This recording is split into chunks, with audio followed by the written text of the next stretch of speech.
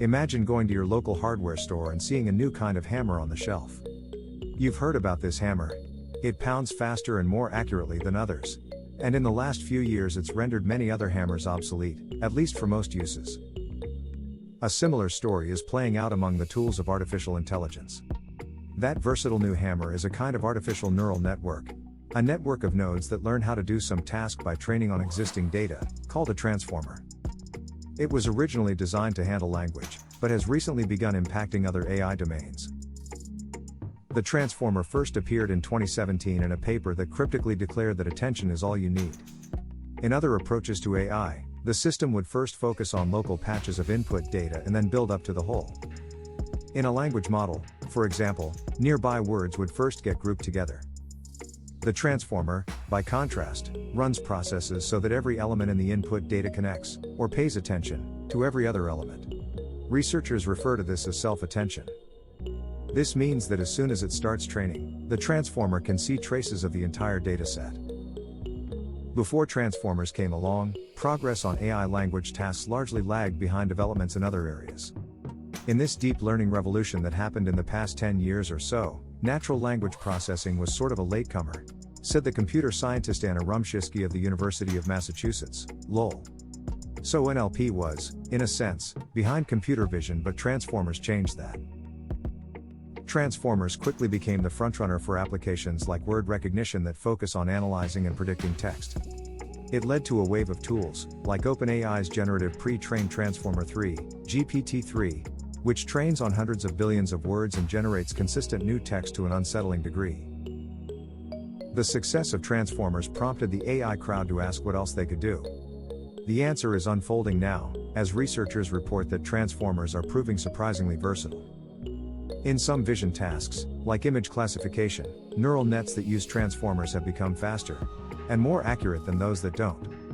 Emerging work in other AI areas, like processing multiple kinds of input at once, or planning tasks, suggests transformers can handle even more. Transformers seem to really be quite transformational across many problems in machine learning, including computer vision, said Vladimir Haltikov, who works on computer vision related to self-driving cars at BMW in Munich. Just 10 years ago, disparate subfields of AI had little to say to each other. But the arrival of transformers suggests the possibility of a convergence.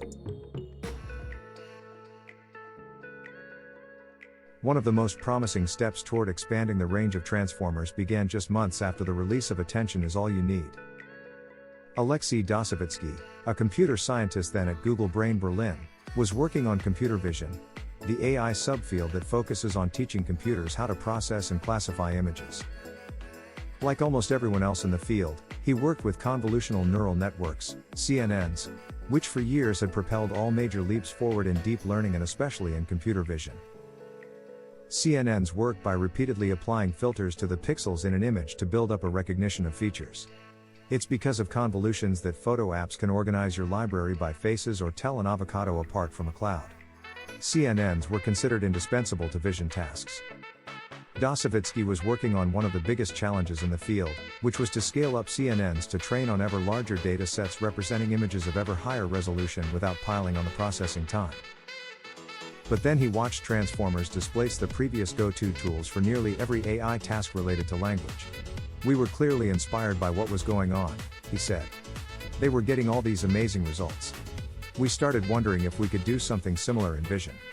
The idea made a certain kind of sense. After all, if transformers could handle big data sets of words, why not pictures? The eventual result was a network dubbed the Vision Transformer, or VEET, which the researchers presented at a conference in May 2021. The architecture of the model was nearly identical to that of the first transformer proposed in 2017, with only minor changes allowing it to analyze images instead of words. The VEET team knew they couldn't exactly mimic the language approach since self-attention on every pixel would be prohibitively expensive in computing time. Instead, they divided the larger image into square units, or tokens. The size is arbitrary, as the tokens could be made larger or smaller depending on the resolution of the original image. The default is 16 pixels on a side. But by processing pixels in groups, and applying self-attention to each, the VEET could quickly churn through enormous training datasets, spitting out increasingly accurate classifications. The transformer classified images with over 90% accuracy, a far better result than anything Dosovitsky expected, propelling it quickly to the top of the pack at the ImageNet Classification Challenge, a seminal image recognition contest. Veit's success suggested that maybe convolutions aren't as fundamental to computer vision as researchers believed. I think it is quite likely that CNNs will be replaced by vision transformers or derivatives thereof in the midterm future, said Neil Holsby of Google Brain Zurich, who worked with Dosovitsky to develop Veit. Those future models may be pure transformers, he said, or approaches that add self-attention to existing models. Additional results bolster these predictions.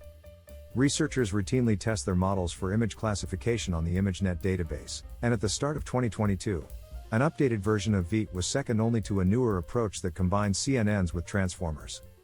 CNNs without transformers, the longtime champs, barely reached the top 10. The ImageNet results demonstrated that transformers could compete with leading CNNs. But Maithra Raghu, a computer scientist at Google Brain's Mountain View office in California, wanted to know if they see images the same way CNNs do. Neural nets are notorious for being indecipherable black boxes, but there are ways to peek inside, such as by examining the net's input and output, layer by layer, to see how the training data flows through. Raghu's group did essentially this, picking Veit apart. Her group identified ways in which self-attention leads to a different means of perception within the algorithm. Ultimately, a transformer's power comes from the way it processes the encoded data of an image. In CNNs, you start off being very local and slowly get a global perspective, said Raghu. A CNN recognizes an image pixel by pixel, identifying features like corners or lines by building its way up from the local to the global. But in transformers, with self-attention, even the very first layer of information processing makes connections between distant image locations, just as with language. If a CNN's approach is like starting at a single pixel and zooming out, a transformer slowly brings the whole fuzzy image into focus. This difference is simpler to understand in the realm of language, where transformers were first conceived. Consider these sentences: the owl spied a squirrel. It tried to grab it with its talons but only got the end of its tail. The structure of the second sentence is confusing. What do those its refer to? A CNN that focuses only on the words immediately around the its would struggle. But a transformer connecting every word to every other word could discern that the owl did the grabbing, and the squirrel lost part of its tail. Now that it was clear transformers processed images fundamentally differently from convolutional networks, researchers only grew more excited. The transformer's versatility in converting data from a one-dimensional string, like a sentence, into a two-dimensional array, like an image, suggests that such a model could handle data of many other flavors. Wang, for example, thinks the transformer may be a big step toward achieving a kind of convergence of neural net architectures, resulting in a universal approach to computer vision. Now researchers want to apply transformers to an even harder task: inventing new images. Language tools such as GPT-3 can generate new text based on their training data. In a paper presented last year, Wang combined two transformer models in an effort to do the same for images, a much harder problem. When the double transformer network trained on the faces of more than 200,000 celebrities, it synthesized new facial images at moderate resolution. The invented celebrities are impressively realistic and at least as convincing as those created by CNNs, according to the Inception score, a standard way of evaluating images generated by a neural net.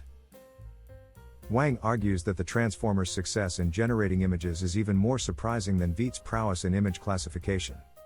A generative model needs to synthesize, needs to be able to add information to look plausible, he said. And as with classification, the transformer approach is replacing convolutional networks. Raghu and Wang see potential for new uses of transformers in multimodal processing, a model that can simultaneously handle multiple types of data, like raw images, video and language. It was trickier to do before, Raghu said, because of that siloed approach where each type of data had its own specialized model. But transformers suggest a way to combine multiple input sources. There's a whole realm of interesting applications, combining some of these different types of data and images. For example, multimodal networks might power a system that reads a person's lips in addition to listening to their voice. You could have a rich representation of both language and image information, Raghu said, and in a much deeper way than was possible before.